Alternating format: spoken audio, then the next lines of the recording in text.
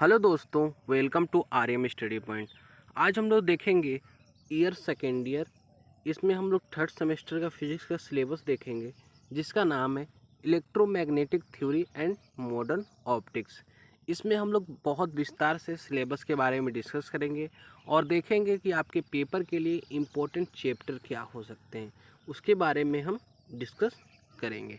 चलिए स्टार्ट करते हैं। तो आपको जैसे पता है कि आपका थ्योरी का पेपर 75 नंबर का होता है और 25 नंबर इंटरनल के होते हैं। ठीक है, आपका थ्योरी का पेपर 75 नंबर का होता है और 25 नंबर इंटरनल के होते हैं। और आपको ये भी पता होगा, अगर आप पढ़ चुके हैं फर्स्ट ईयर में, फर्स्ट सेमेस्टर सेकंड सेमेस्टर, तो आपको पता है कि आपकी फिजिक्स की बुक दो भागों में डिवाइड होता है, जिसका पार्ट ए होता है और पार्ट बी होता है। पार्ट ए में 4 चैप्टर होते हैं और पार्ट बी में भी 4 चैप्टर होते हैं। ठीक है, तो चलिए स्टार्ट करते हैं। तो पार्ट ए में हम लोग देखते हैं, पार्ट ए में आपके चैप्टर कौन कौन है। पार्ट ए का आपका जो पहला चैप्टर है उसका नाम है इलेक्ट्रॉनिक्स। ठीक है, इलेक्ट्रॉनिक्स पार्ट ए का पहला चैप्टर है, मोस्ट इम्पॉर्टेंट चैप्टर और पहला चैप्टर। ठीक है, दूसरा चैप्टर है मैग्नेटोस्टैटिक्स। मैग्नेटोस्टैटिक्स ये भी आपके पेपर के लिए बहुत ज़्यादा इम्पोर्टेंट चैप्टर है। ठीक है, ये दो चैप्टर सबसे ज़्यादा इम्पोर्टेंट चैप्टर हैं आपके पेपर के लिए।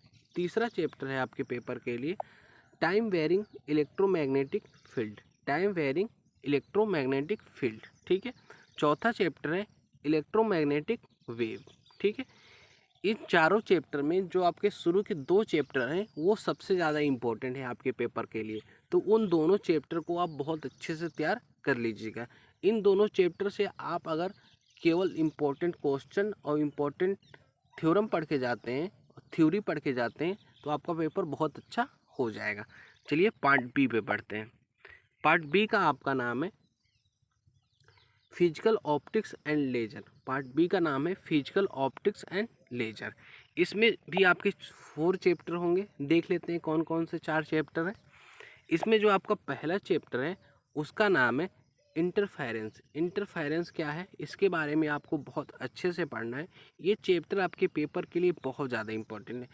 आपके हर टॉपिक से, जैसे पार्ट ए है पार्ट बी है, आप किसी भी सेमेस्टर में आपके पहले 2 चैप्टर सबसे ज़्यादा इम्पोर्टेंट होते हैं, क्योंकि उन्हीं में से ज़्यादातर क्वेश्चन बन जाते हैं। ठीक है, दूसरा चैप्टर है आपका डिफ्रैक्शन। डिफ्रैक्शन के बारे में आपको बहुत अच्छे से पढ़ना है और इंटरफेरेंस के बारे में आपको पढ़ना है।